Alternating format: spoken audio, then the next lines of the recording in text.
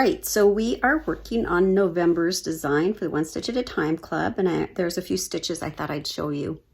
The first one is the fishbone, which are these long skinny leaves with a line down the middle. And it's really pretty when you use a variegated thread like here. And they're just a nice way to fill it in, and it makes a little center line down the leaf, kind of like a vein.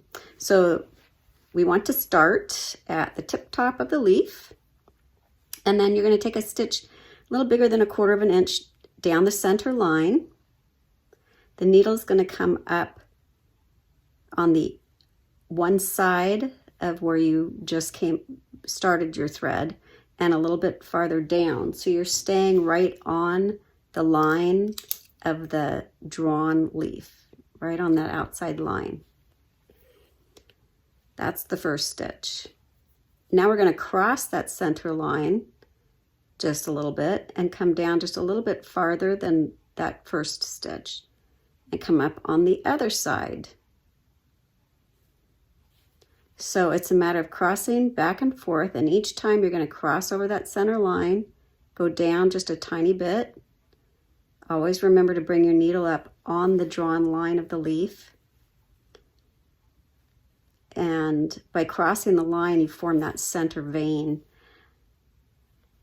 And the only thing you want to be aware of is you want your stitches to be close together so that it fills in nicely. And to always keep these outside stitches on the drawn line of the leaf. So we just keep going back and forth. Excuse me. And as you can notice, I don't use a hoop. It's just easier for me. But if you use a hoop, that's great. I also don't back my embroidery, but I know a lot of people choose to do that. So it's basically whatever works for you. That's what you should do. Okay, and we're coming down to the end, so we're going to start tapering that end. And near the very bottom, the stitches are just going to basically meet in the center. It's just like a little V. So there we have a fishbone leaf. And you can see the nice little line down the center, hopefully. All right, so I do tie knots. So I'm just going to show you, I wrap it twice and pull the needle through. Keep hold of the loop with the other hand until those wraps meet the fabric, and then put my finger on it. Then I always do another knot, like a quilter's knot. So this one's going to be maybe 1/4 of an inch between or above the other one. I'm going to cut in between, and now I'm ready to go. My thread is all knotted. All right, so now I'm going to show you these fun little flowers. And you can see right here, they start with lazy daisy stitches. So with a lazy daisy stitch, you're going to start at the base and kind of loop your thread up around, so it's going to follow the loop of the petal. Put your needle in that same hole, and then you're going to bring it up on the outside of the loop, and the thread's going to go under the needle. Pull it through. Now, normally, we would just put the needle down on the other side of that loop. But I wanted to do something a little different, so I'm not sure what this is called, other than just a lazy daisy variation. So I'm going to wrap my needle 3 times with the thread, and then I'm going to pull it down on the other side. So I'm basically making a French knot. I'm going to pull it kind of taut, hold it in place with my thumb, and now pull it through. Okay, now we'll move to this next one. The thread goes behind the needle. Pull it up. Don't want to pull too tight because you don't want to close that loop. You want it to stay nice and open, loopy. Pull that kind of taut. There we go. And now we're going to do the center one.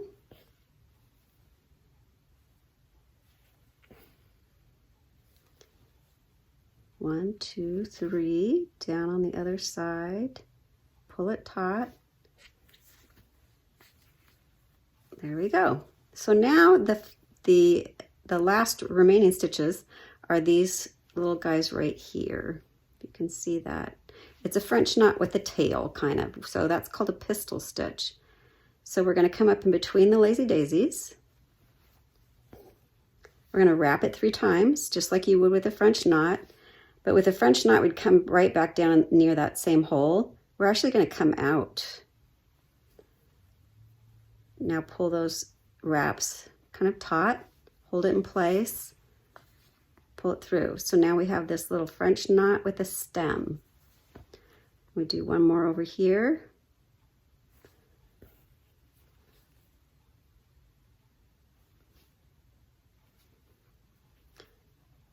Make it nice and snug. There you go. So that's the flower. Okay, and then there's one more stitch I want to show you that's a little different. I know, oh, I pulled that kind of tight. Oh, it's all right. I know a lot of these stitches you're familiar with, hopefully, the stem stitch and the lazy daisies now. So the last one I want to show you are these, which is the herringbone stitch. So I wanted to do something different on these stripes. I wanted it on a striped tablecloth, but I kind of like the way that turned out.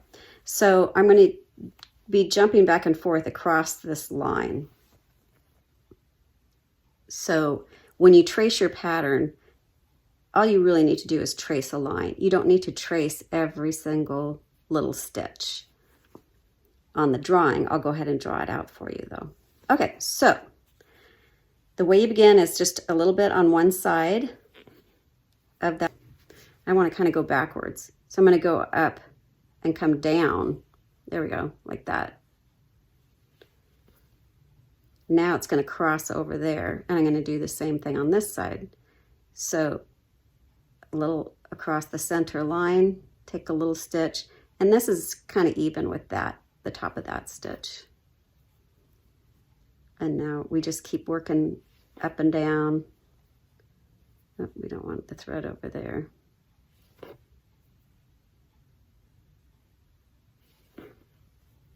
And one thing I found that's helpful for me is if I'm doing stitches like this, it's very helpful to do all of them and then move on to something else so that I can keep it uniform, because I can tend to, start small, and then if I do something else and come over here, in a different place, they might be different sized stitch, especially if you don't trace all the little stitches. Then it's really easy to get your gauge off a little bit. But if you do it all at the same time, then they should remain pretty close. So there you go. I hope that was helpful. Thanks.